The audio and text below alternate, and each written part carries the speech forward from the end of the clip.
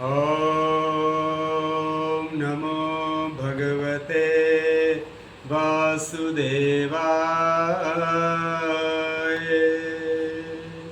नारायणं नमस्कृत्यं नरं चैव नरोत्तमं देवी सरस्वती व्यासं ततो जयमुद्रयेत्।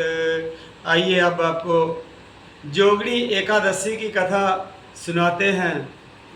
जोगनी एकादशी का व्रत रखने से अनेक प्रकार के पाप नष्ट होते हैं और जोगनी एकादशी का व्रत रखने से घर में सुख शांति होती है और जोगनी एकादशी का व्रत रखने से हमारे जो पितर हैं पितर लोक में प्रसन्न होते हैं। जोगनी एकादशी का व्रत रखने से गोदान का महत्व मिलता है, इसलिए ध्यान से जोगनी एकादशी की कथा सुनिए।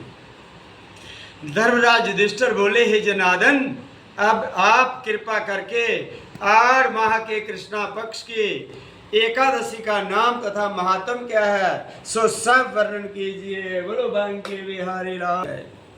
इसके व्रत से समस्त पाप नष्ट हो जाते हैं। जोगनी एकादशी का व्रत रखने से जितने भी व्यक्ति ने पाप किए हों सब पाप नष्ट होते हैं और ये इस लोक में भोग तथा परलोक में मुक्ति देने वाली होती है। इस लोक के सारे सुख प्राप्त होते हैं और मृत्यु के बाद मोक्ष की प्राप्ति होती है, परलोक में मुक्ति मिलती है। हे राजेश्वर, जे भगवान कृष्ण कहते हैं युधिष्ठिर को कि हे राजेश्वर, जे एकादशी तीनों लोकों में प्रसिद्ध है। एकादशी का व्रत है जो मृत्यु लोक है, तीनों लोकों में इस व्रत को रखा जाता है। मैं आपसे प्राणों में कही हुई एक कथा कहता हूँ, इसके विषय में एक कथा है और ध्यान पूर्वक कथा सुनिए। कथा सुनने से भी पाप नष्ट होते हैं, इसलिए ध्यान से कथा सुनिए। अलकापुरी नाम की नगरी में एक कुबेर नामक राजा राज्य करता था। एक राजा था, उस राजा का नाम क्या था? कुबेर। वह शिव भक्त था।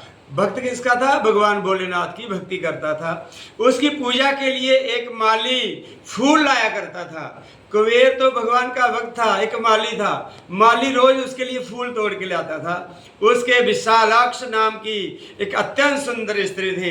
एक दिन वह मानसरोवर से फूल ले आया, परंतु कामासक्त होने के कारण फूलों को रखकर स्त्री के साथ रमण करने लगा और दोपहर तक नहीं आया। जब कुबेर को उसकी राह देखते देखते दोपहर हो गई तो उसने अपनी क्रोध पूर्वक अपने सेवकों को आज्ञा दी कि तुम लोग जाकर हे माली का पता लगाओ। हे माली जो था वो फूल लेने तो कुबेर के लिए गया, लेकिन वो फूल लाते लाते फूल लेके जाना था भूल गया। क्यों भूला? वह अपनी पत्नी के साथ मस्त हो गया, पत्नी के साथ रमण करने लगा, मस्त हो गया पत्नी के साथ। जे भूल गया कि मैंने कुबेर जी के लिए फूल लेके जाना है। तब क्या हुआ? जब जक्षों ने उसका पता लगा लिया तो वे कुबेर के पास आकर कहने लगे, राजन, वह माली अभी तक अपनी स्त्री के साथ रमण कर रहा है। जक्षों की इस बात को सुनकर कुबेर ने हे माली को बुलाने की आज्ञा दी। हे माली राजा कुबेर के सम्मुख डर से कंपाता हुआ उपस्थित हुआ और प्रणाम किया। उसको देखकर राजा कुबेर को महान क्रोध आया। उसने कहा, हे पापी, हे महानीच कामी, तूने मेरे पूजनीय ईश्वरों के भी ईश्वर शिव जी का अनादर किया है। इससे मैं तुझे श्राप देता हूँ कि तू स्त्री का वियोग भोगेगा और मृत्यु लोक में जाकर कोढ़ी हो जाएगा।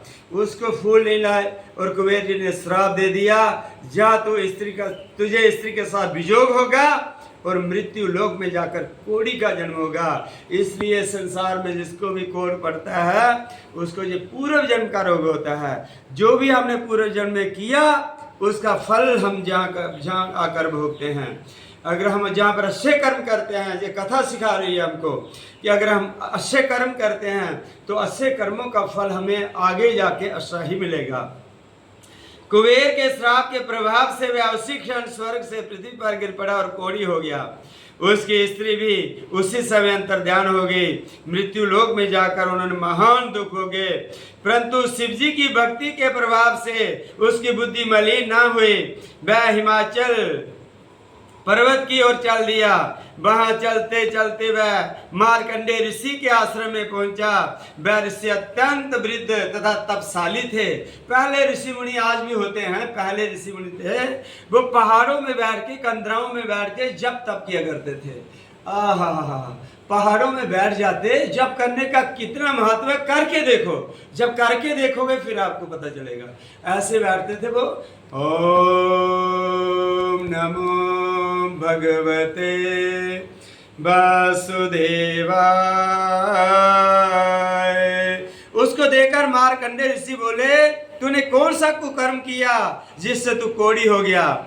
महान दुख भोग रहा है। इस पर हे माली बोला, हे मुने, मैं जक्षदान कुबेर का सेवक हूँ। मैं राजा के पूजा के लिए नित्य प्रति फूल लाया करता था। एक दिन अपनी स्त्री के साथ विहार करते करते मुझे देर हो गई और दोपहर तक फूल लेकर नहीं पहुंचा।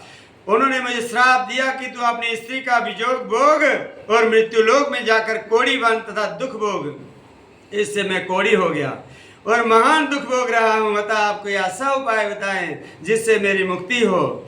इस पर मार्कंडेय ऋषि बोले कि हे भाई, तूने मेरे सम्मुख सत्य वचन बोले, तूने सच बोला, इसलिए मैं तेरे उद्धार के लिए एक व्रत बताता हूँ। यदि तू 8 माह के कृष्णा पक्ष की जोगनी नामक एकादशी का विधि पूर्वक व्रत करेगा तो तेरे पाप नष्ट हो जाएंगे। आज क्या है? जोगनी एकादशी।